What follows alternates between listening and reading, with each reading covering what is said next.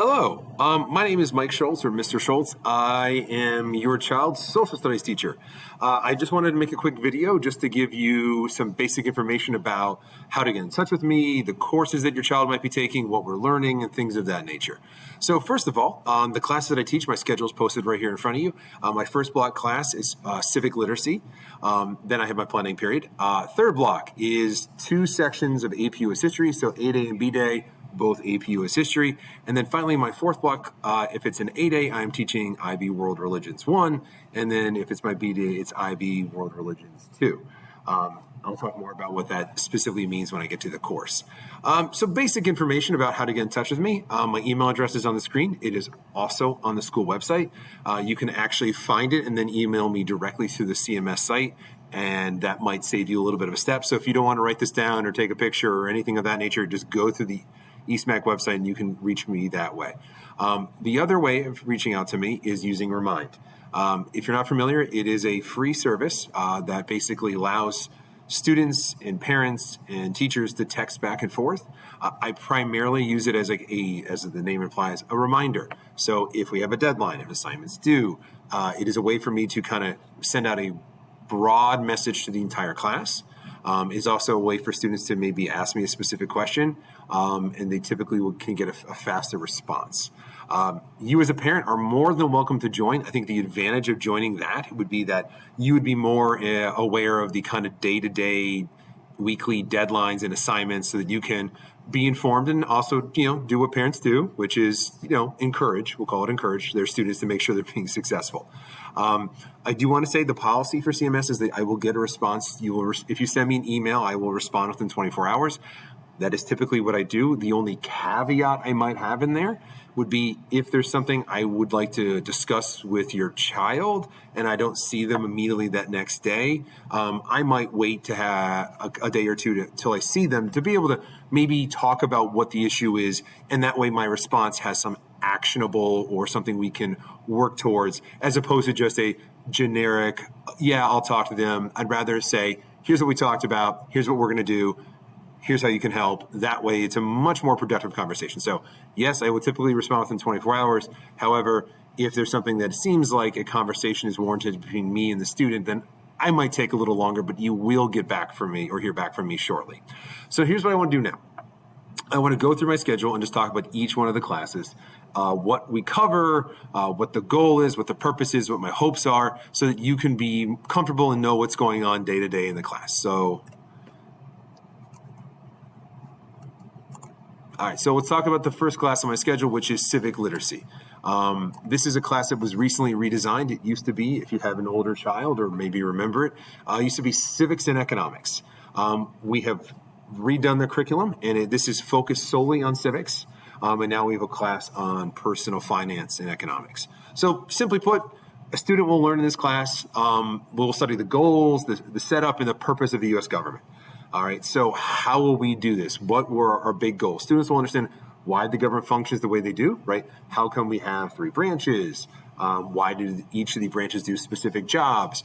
How does the court system work? How do you interact with the court system? What are your basic rights, right? We tend to think of our basic rights. We tend to go, oh, I know my rights. Yeah, we probably know the first 3, but then it gets a little blurry in people's minds. And we're going to make sure students understand their legal rights.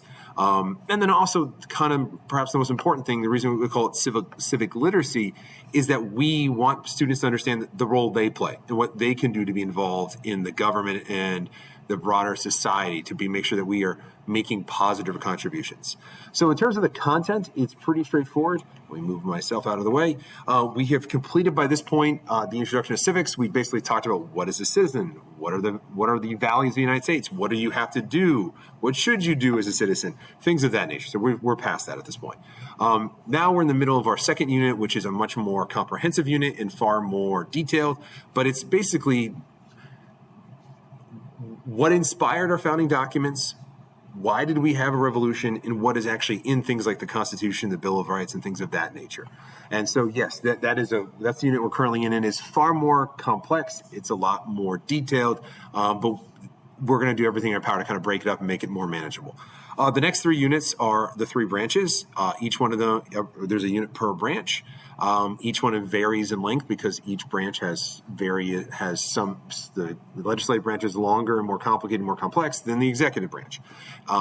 So our goal here, the plan here, is to basically be through units 3, 4, maybe 5 by the midterm mark. So come end of October, your child should at least be learning about the executive branch, maybe dipping the toe in the judicial branch.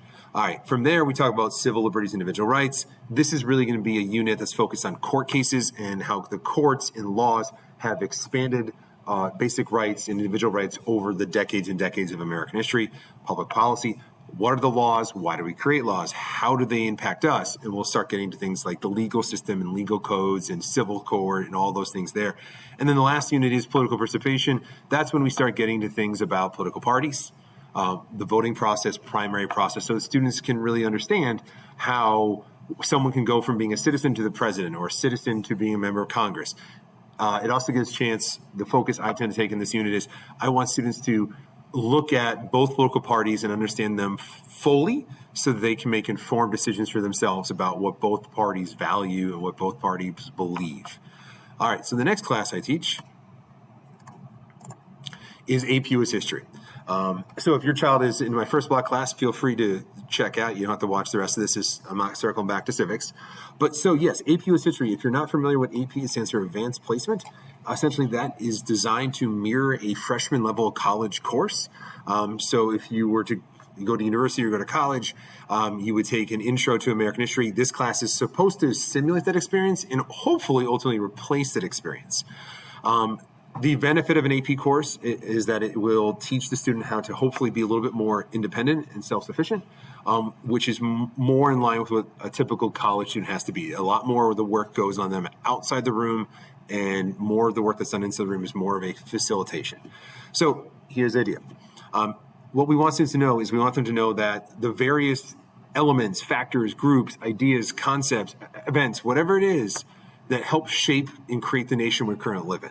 All right, so I think of it as like this long arching story that helps students understand, all right, this is what it's like now.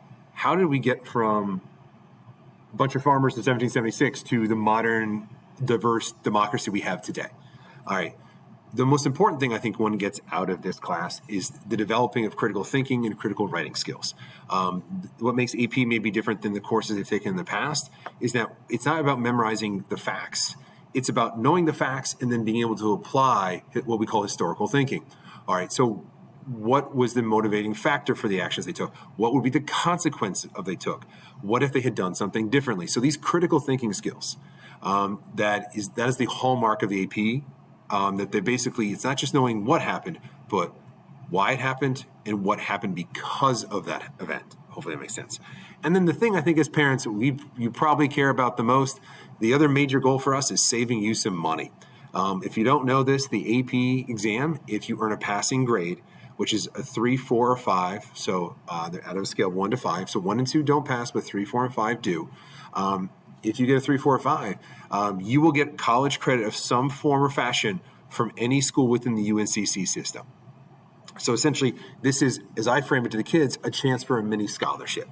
So that is why it is so rigorous. That's why I push so hard, because I want to make sure as many students get this mini scholarship as possible. Now, in terms of the content we cover, it is pretty comprehensive. We have already gone through entirely Unit 1. It was essentially who were the different groups and cultures that came into contact that become the foundation of America, and why did exploration happen? We are currently talking about, and ending very soon, the colonies. Why did they form? What were their differences? What were the challenges they faced? And ultimately, by the end of this period, we have to understand what changed within the colonial system society that made them want to seek independence. All right. And so essentially, we will be going from the very beginning of American history all the way up to the present, as close as we can get. And so each unit has kind of different themes and topics.